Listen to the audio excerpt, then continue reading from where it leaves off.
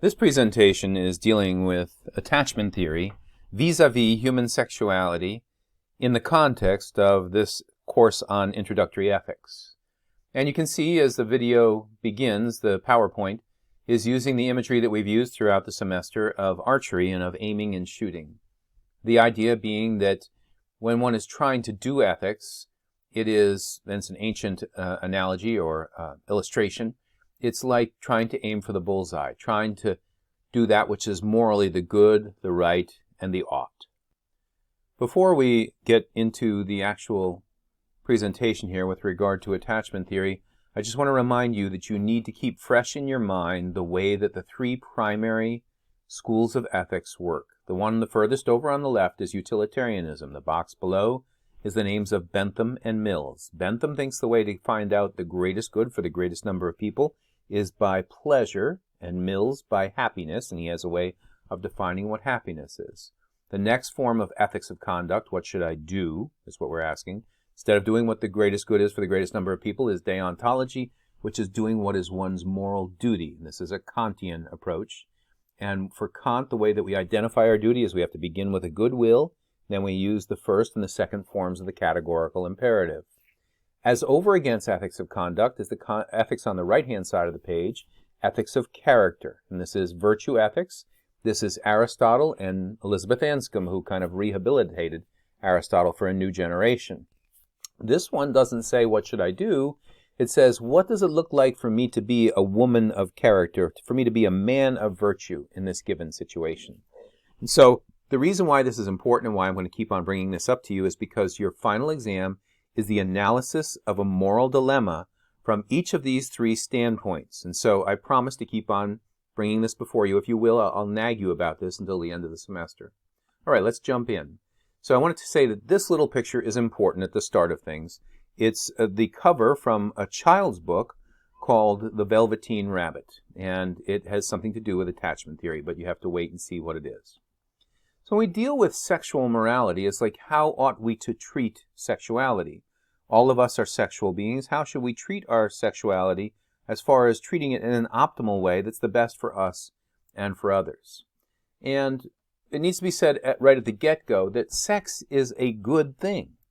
So there's a lot of health benefits associated with sex, but even before we get to these health benefits, unless you're a test tube baby or your mom was artificially inseminated with semen from a sperm bank, unless you're one of those two very rare, small number of people who've been born, what you actually are is the result of an act of passion between two human beings. So sex is obviously good in the sense that it produced you.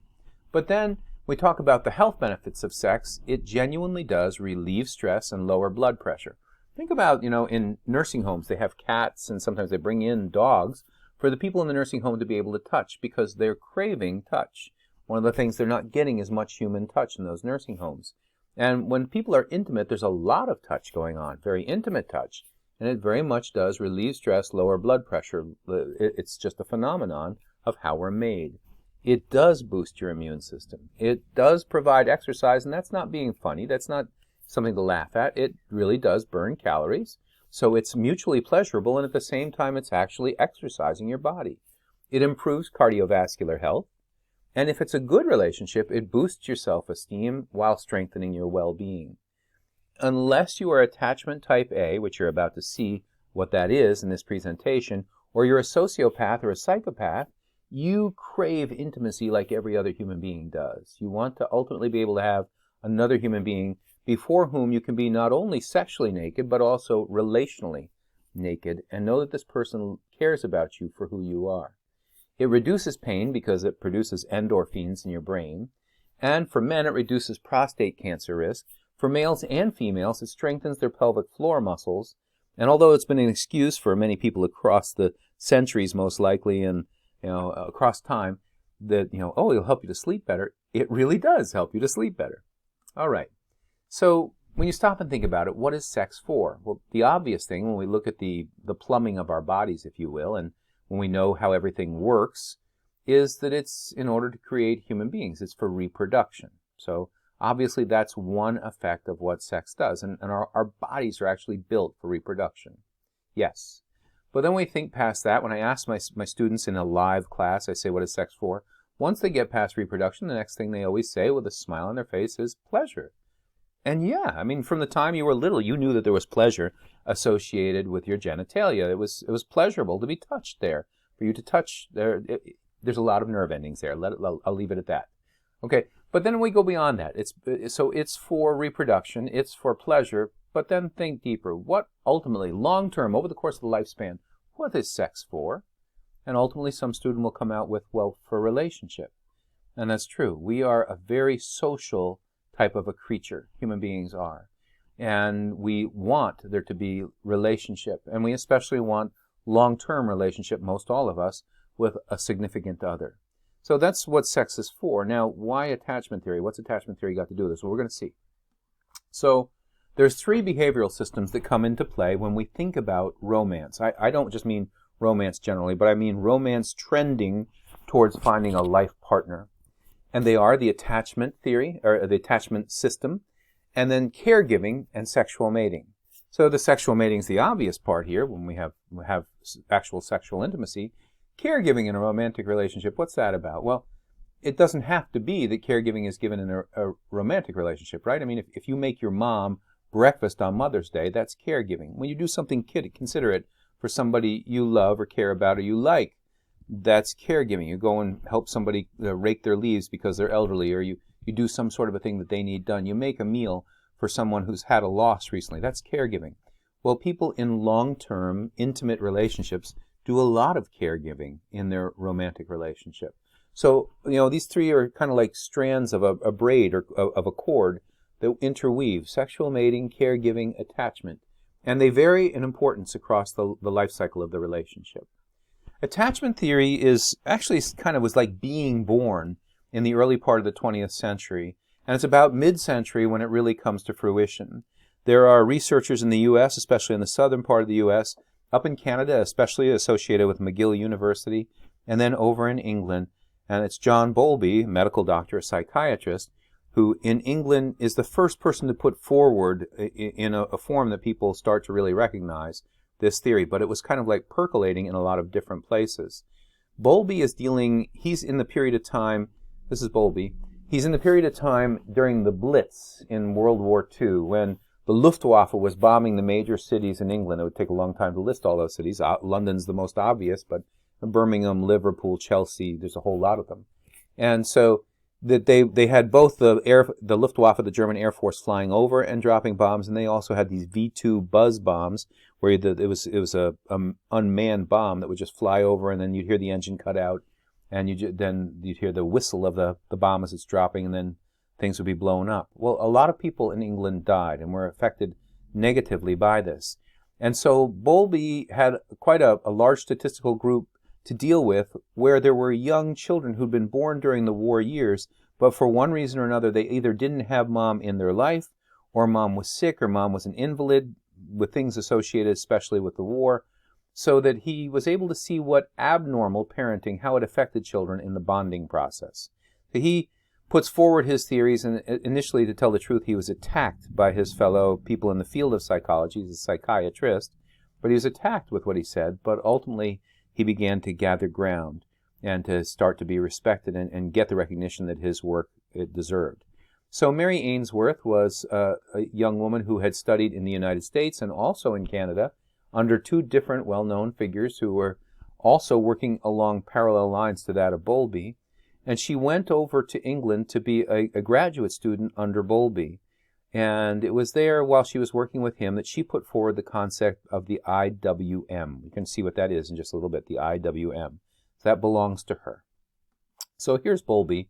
This is from his book from 1946, simply called Attachment. It has a picture on the cover of an African woman carrying a water jar on her head and a baby in front of her wrapped around her torso. And so he says, what is believed to be essential for mental health is that the infant and the young child should experience a warm, intimate, and continuous relationship with his mother, her mother, or permanent mother substitute, in which both find satisfaction and enjoyment. This is normal attachment, baby bonding with mommy. And so primary attachment in the human race, because our mothers give birth to us and our mothers nurse us, and it's our mother's face that we're most exposed to across time, it looks pretty much the same across the human race.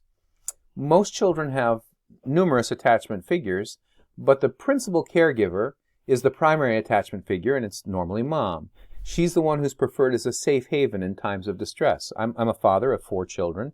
If I went to comfort one of my kids and mom wasn't around if they got hurt, they'd allow me to comfort them. But if mom was around, I was chopped liver. They just kind of stiff-arm me and head right past dad into the arms of mom. That's normal. That's normal attachment.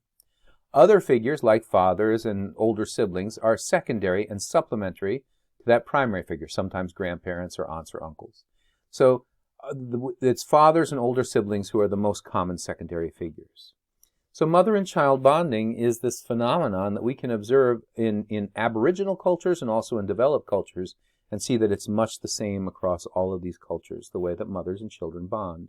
Notice that most all of these children are turned in towards the mom. Okay? Mother's mother differently than father's father. I'll talk about that in just a moment. So primary attachment is followed by secondary attachment, and all things being equal, if it's a heterosexual relationship and if it's a healthy relationship, then the father's in the child's life. You'll notice that with most of these fathers, except for the second one in from the right on the top, the child is turned outward towards the world, not inward towards the father. That one is being comforted. Probably the child was tired up there on the top right.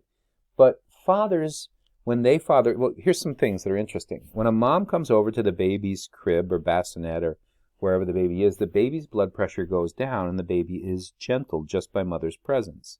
Mom picks the baby up. This is worldwide. Doesn't matter where you are, on the Amazon basin or in New York City. And mom turns the baby in towards herself, typically, and puts the baby's head between her breasts or on her breasts. Okay? That's the typical way for a mother to hold a child. The father, on the other hand, when he picks the baby up, the blood pressure doesn't go down, it goes up. Well, why is the baby's blood pressure going up and the baby becoming expectant of stimulation instead of comfort? Because this is the crazy guy who throws me up in the air. This is the guy who hangs me by one leg. And when this guy picks the baby up, typically, again, around the world, he turns the baby out to the world. Fathers, rather than holding the baby turned in towards them, typically take and they face the baby out to the world. They put one of their hands under the child's butt. They put the other one across the baby's stomach, and they kind of like push the baby out towards the world and say, "Look at the world, baby. Look at the world." And so it's one of those fascinating phenomena that wherever you are, father's father differently than mother's mother. The father is stimulating with the outer world. The mother's comforting them with her own self and her closeness. And so father and child bonding, if it's healthy, if it's good father and child bonding, is a backup. It's something that also helps that child to be secure. So going forward, this is now the realm of Mary Ainsworth and what she came up with, the IWM that I mentioned before. If a child has healthy, normal, caring parents who typically respond well by coming and caring for the child when the child is troubled or crying, and they're attentive enough, nobody has perfect parents, but the quality of caregiving that a child receives helps him or her to form an internal working model of the self. Just hit the pause button here.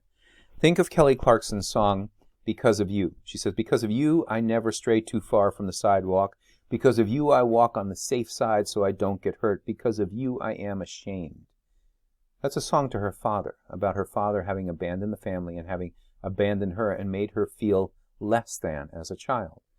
The way that our parents treat us, the way that they love us or fail to love us properly, affects how we view ourselves. If the child has a healthy internal working model of the self, one of the things it does is it frees the child to go explore her or explore his world. So you'll see a toddler in a group, some sort of a social gathering, where the toddler is allowed to toddle off and the parents are watching them. And the toddler will make their way forward if they have a good, strong attachment. They're attachment type B. That's what we want, is B. And they'll turn and they'll look back to make sure mommy and daddy are keeping their eyes, or mommy or daddy, keeping their eyes on the baby, and then they go further and go explore. See, it kind of frees them to not have to do what Clarkson sings about, to walk on the safe side, to have to worry, to be ashamed. It's this model of who they are that gives them the freedom to be able to interact and socialize with others.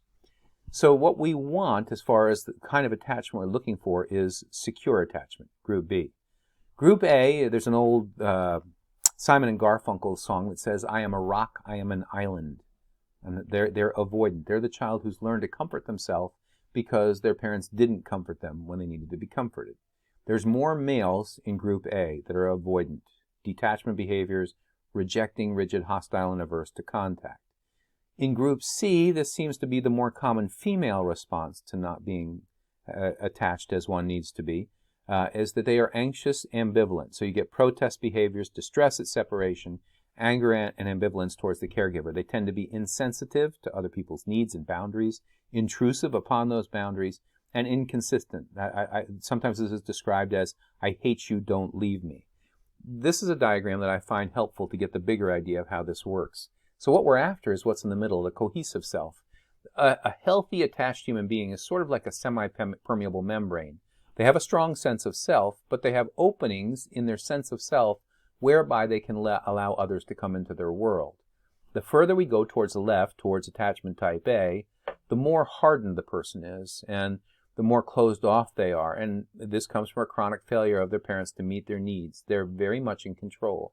If we go off to the right side, conversely, the person's more fragile, and they're demanding, and they are hungry for attention. They don't have internalized resources. They don't have a sense of I'm loved and cared for. And again, it's the same thing. It's chronic failure of the parents to meet their needs.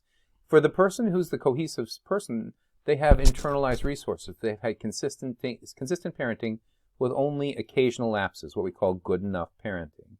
And so they're sensitive to others, and they're open to receive others into their world. And it's hard to bring healing into a life of somebody who's not normally attached. Just in the world of psychology, it takes about 39 months of somebody really helping to try to bring that person to a place of different attachment to move them more towards the middle than where they are. I oftentimes say that at the far left I use Tom Riddle from the Harry Potter books. Perhaps you are familiar with when Dumbledore takes Harry through the Pensive, and they go and they observe Tom Riddle, who will ultimately be Lord Voldemort, in the orphanage, where he is really basically tormenting people with his magical capabilities. And he realizes there's something different about himself, and Dumbledore offers to do with him what Hagrid does for Harry, to take him to Diagon Alley, to go make him familiar with the wizarding world, to go buy a wand, all those things. And Riddle says, no thanks, basically I don't need anybody, I don't need your help. When they come back, and when they're debriefing, when they come back out of the Pensive, and when Dumbledore's speaking with Harry, he says, you will hear the Death Eaters speak about Dumbledore as though, or about Dumbledore, about Lord Voldemort, as though they're especially close to him, like they're his special friend. He said, it's not true. In fact, I don't think he's ever had a friend, nor does he need one. So when he says that, he's never had a friend, nor does he need one, that's like this fortress self, hardened, highly defended and in control, and closed off from others, needless, wantless. Over on the far right, when we deal with extreme attachment type C, about a decade ago, the diagnosis du jour of any young woman who was having psychological problems was that she was borderline personality. They even made a movie about this, was Angelina Jolie, about borderline personality. And when you look at borderline personality and you look at attachment type C, there's a big lining up of the two. Okay, going forward, attachment theory, Shaver and Hazan, when they're looking at human sexuality vis-a-vis attachment theory, have tabulated a number of features that show the connection between attachment and romantic love. Lovers and babies with their mothers display the following behaviors in common. Both feel safe when the other one is nearby and responsive. Both engage in close, intimate bodily contact. Both feel insecure when the other one is inaccessible, when they can't get to them. Both play with one another's facial features and exhibit a mutual fascination and preoccupation with one another. I've been married to my wife for 43 years. I can't stop looking at her face. I can't stop touching it. I know that face better than any face in the world. I've known it since it was 16 years old, but I'm still really infatuated with that face. It's fascinating. Both engage in baby talk. So I was in management in New York State, and I had some pretty big, powerful men that I managed. And one of the things that used to blow my mind was to see these men with their mates, with their girlfriends or with their wives. These big testosterone-filled beasts would suddenly turn into these guys saying, oh, honey bunny, Cheryl, or whoever their girlfriend was, and talk in these crazy ways. I couldn't believe it was the same guy. But it's because they're attached to her. They're intimate with her. And you do this, you see the same guy than with a baby, making goo goo gaga noises with a baby. Parents who are attached to a child and then lovers both engage in baby talk. We just call it pillow talk when it's sexual. Both display the desire to share discoveries and reactions with the other. And this is something that is uniquely human. There's a lot of research done as far as primates and the other anthropoid creatures in our world, or the other hominids. They do not do this. They don't have this big desire to share discoveries and reactions with the other. But babies want to share things with their mommies and their daddies about the world. Lovers want to share their discoveries with one another. Kind of a fascinating corollary as well. So this is just some pictures to let you see. Lovers and babies with mothers. The primary attachment looks much the same. It's kind of a fascinating thing when we consider it. So going on, healthy primary attachment ordinarily has the effect of creating a desire for a partner who is seen, a sexual partner ultimately, unique as an individual and is not interchangeable with any other. We're looking for our better half. We're looking for that other one who's out there, my life partner, the one who's my destiny. Not surprisingly, the distinguishing feature of this bond is that the individual who has this relationship obtains or seeks closeness from this one relationship that, if found, results in feelings of comfort and security. What happens is we exchange mom or mom and dad for that other relationship. There's a switch that takes place. The majority of you listening to my voice right now are in the world of attachment in the place that we call the satellite self. You're not as closely attached to mom and dad and home and all those things as you once were. But nonetheless, they remain the safe haven in your world, the place you can go back to, those who you'll turn to in trouble, and even the place where you take your laundry sometimes on the weekends. So that's what it is right now. But ultimately, when you find your life partner, perhaps you already have, when you find your life partner, you're going to exchange that level of closeness that's always been there, which is kind of the safety net under your life right now, for that person, for that lover. All right, so this is now me. That's leaving Bowlby and Ainsworth behind, and just me commenting because I've done a lot of research, and my dissertation, my doctoral dissertation deals with this. I've done a lot of research with human sexuality vis-a-vis long-term relationship. A healthy marriage appears to be the deepest and the most powerful bond that can exist between two people. Sexual expression of love and affection is a very large part of marriage. If you want to know who's having the most sex all the time, singles versus married people, all the research still says, and has said since the 1990s, that the people that have the most sex are not who you think. People that have the most sex are married people. Attachment's turning out to be very tightly connected to our ability or inability to form this sort of a long-term, intimate commitment to one another. And it needs to be said that there's certain things that would help to favor attachment and certain things that would work to the detriment of attachment. Regular sexual intimacy plays a crucial role in this lifelong bonding. Human beings are sexual across the lifespan. Go to a nursing home and ask the people in the nursing home who work there. Some of my students do work in nursing homes. Ask them whether or not little old ladies and little old men cease to be sexual because they're old. They don't. They're still sexual across the lifespan. You may not want to think about grandma and grandpa being intimate, but they typically are. So it's important. Now, one of the things that's going on here is the bonding process is actually a biological and chemical thing, as well as it being a relational and experiential thing. When people are intimate, oxytocin is released in the brain. When mothers nurse babies, oxytocin is released in the mother's brain and in the baby's brain, correlating to the letdown reflex in the mom that allows her to be able to have the milk come out of the breast, and correlating to the drinking and sucking with the baby is a release in both of their minds, or their brains rather, of oxytocin. For men and for women, when they are sexually intimate with another person, oxytocin is released. It's a compound, a chemical compound that helps imprint the other one on your brain. And then when we add to this, in men, vasopressin, men have kind of a backup system. There's two things going on with men, both oxytocin and vasopressin. They're both being released in the brain in order to imprint that other person on yourself. This is why, by the way, divorce is such a traumatic thing, because these people are so bonded to one another. It breaks up this bonding that is taking place. So now we come back to our friend, the Velveteen Rabbit. Velveteen Rabbit is one of those books that's supposedly a children's book, But it's not just a children's book. There's other books like this. The Little Prince has recently been made into a movie. The Little Prince is supposed to be a children's book, but it's not. The Winnie the Pooh books are supposed to be a children's book, but it's not just they're not just children's books. There's a lot of wisdom in some of these books that are written for children. Most especially when we speak about attachment theory, there's a lot of wisdom in the story of the Velveteen Rabbit. So just some vocab. The fender that's described here, a fender is the English word for a radiator. And when he talks about Nana here, Nana is probably not the grandmother. Nana is probably the nanny who the family pays to take care of the children if one was a well-to-do family. So we start out the story with the skin horse. Now what has happened is there's been this little Velveteen Rabbit who's just been purchased, and he's become one of the new toys in the nursery.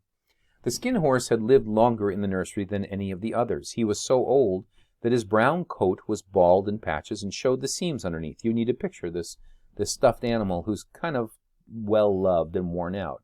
Most of the hairs in his tail had been pulled out to string bead necklaces. He was wise, for he'd seen a long succession of mechanical toys arrive to boast and swagger and by break their mainsprings and pass away, and he knew they were only toys and would never turn into anything else. For nursery magic is very strange and wonderful, and only those playthings that are old and wise and experienced like the skin horse understand all about it. "What is real?" asked the rabbit one day when they were lying side by side near the nursery fender, before Nana came to tidy the room. "Does it mean having things that buzz inside you and a stick-out handle?" The little Velveteen Rabbit realizes he's not real. "Real isn't how you are made," said the skin horse. "It's the thing that happens to you when a child loves you for a long, long time. Not just to play with, but really loves you. Then you become real." "Does it hurt?" asked the rabbit. "Sometimes," said the skin horse, for he was always truthful. "When you are real, you don't mind being hurt." "Does it happen all at once, like being wound up?" he asked, "or bit by bit?" "It doesn't happen all at once," said the skin horse. "You become. It takes a long time. That's why it doesn't happen often to people who break easily, or who have sharp edges, or who have to be carefully kept. Generally, by the time you are real, most of your hair has been loved off, and your eyes drop out, and you get loose in the joints and very shabby. Think of your parents. They're not yet at that point, but they're not, for most of you, they're not in their prime of life any longer. They've gone past their late 30s, early 40s. And so they're starting to show some age on them. And the more that time goes by, the more that they show their age.